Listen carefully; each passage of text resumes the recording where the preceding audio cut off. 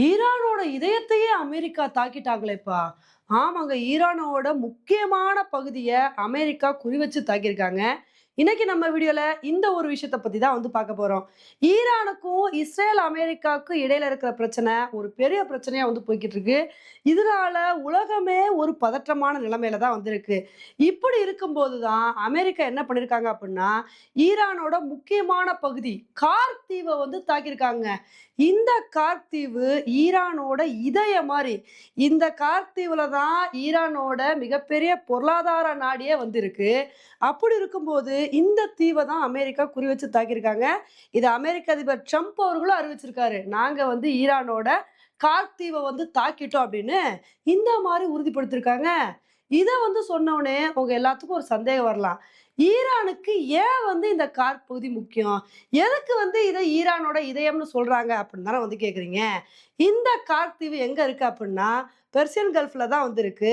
Persian கல்ஃப்ல இருக்க இந்த Garg island வழியா தான் ஈரானோட 90% கச்சா எண்ணெய் ஏற்றுமதி வந்து நடக்குது. ஈரானோட பொருளாதாரமே இந்த இடத்த நம்பி தான் வந்திருக்கு.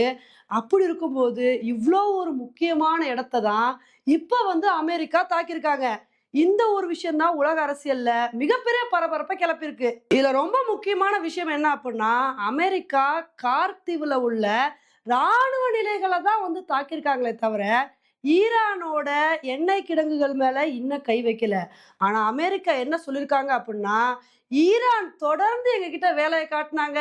ஹார்மோஸ் ஜலசந்தி வழியா வர கப்பல்கள வந்து தாக்குனாங்க அப்புட்ன்னா, நாங்க வந்து சும்மா இருக்க மாட்டோம். இந்த கார்க் ஐலாண்ட்ல உள்ள ஈரானோட சேமிப்பு கிடங்குகள், அதாவது சேமிப்பு எண்ணெய் கிடங்குகள் மேலயும் தாக்குதல் நடத்துவோம் அப்படின்னு, இந்த மாரி அமெரிக்கா பரபரப்பா அறிவிச்சிருக்காங்க. இப்ப இவ்ளோ பெரிய விஷயத்த அமெரிக்கா பண்ணியிருக்காங்க அப்படின்னா, இதுக்கு ஈரான் சும்மா இருப்பாங்களா? இதுக்கு ஈரான் என்ன பதிலடி குடுத்துருக்காங்க அப்படின்னா, அமெரிக்கா எங்க எண்ணெய் கிடங்குகள் மேல தாக்குதல் நடத்துனாங்க அப்படின்னா, நாங்க வந்து சும்மா இருக்க மாட்டோம். இந்த பிராந்தியத்துல இருக்கிற எண்ணெய் கிடங்குகள ஒண்ணுமில்லாம சாம்பல் ஆக்கிருவோம் அப்படின்னு, இந்த மாரி ஈரான் வந்து பதிலடி குடுத்துருக்காங்க. இப்ப இதனால உலகத்துல அடுத்து என்ன நடக்கும்னே தெரியாம ஒரு பரபரப்பான நிலைமை தாங்க வந்து இருக்கு.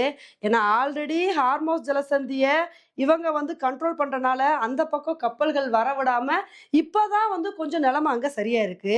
இப்ப இத தொடர்ந்து கார்க் பகுதிய வந்து அமெரிக்கா அட்டாக் பண்ணனால, அடுத்து இந்த விஷயத்துக்கு ஈரான் என்ன பண்ண போறாங்க? அடுத்து என்ன நடக்க போகுது? அப்படின்ற பதற்றம் தான் இப்ப ரொம்பவே வந்து அதிகமா இருக்குங்க.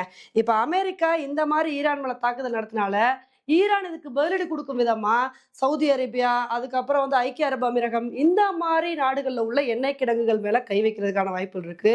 இது வந்து உலக அரசியல்ல ஒரு பெரிய பதற்றத்த வந்து ஏற்படுத்த போதுங்க. ஆனா, இப்ப நடக்கிற விஷயங்கள்லாம் வந்து பார்க்கும்போது, ஒண்ணே ஒண்ணு மட்டும் தெளிவா புரியுது. இப்போதைக்கு இந்த ஈரான், அமெரிக்கா பிரச்சனை முடிவுக்கு வராது அப்படின்றது மட்டும் தெளிவா புரியுதுங்க. ஏன்னா, நாளுக்கு நாள் இந்த பிரச்சனை கம்மியாகும்ன்னு பார்த்தா, ஒவ்வொரு நாளும் இந்த பிரச்சனை அதிகமாற மாரி தான் நெறைய விஷயங்கள் வந்து நடந்துட்டு வந்துட்டு இருக்கு. ஓகே ஃப்ரெண்ட்ஸ், இந்த ஒரு விஷயத்த பத்தி நீங்க என்ன நெனைக்கிறீங்க அப்படின்றத என்னோட கமெண்ட் செக்ஷன்ல போடுங்க. இதே மாரி இன்னொரு வீடியோல உங்கள வந்து மீட் பண்றேன். Bye friends.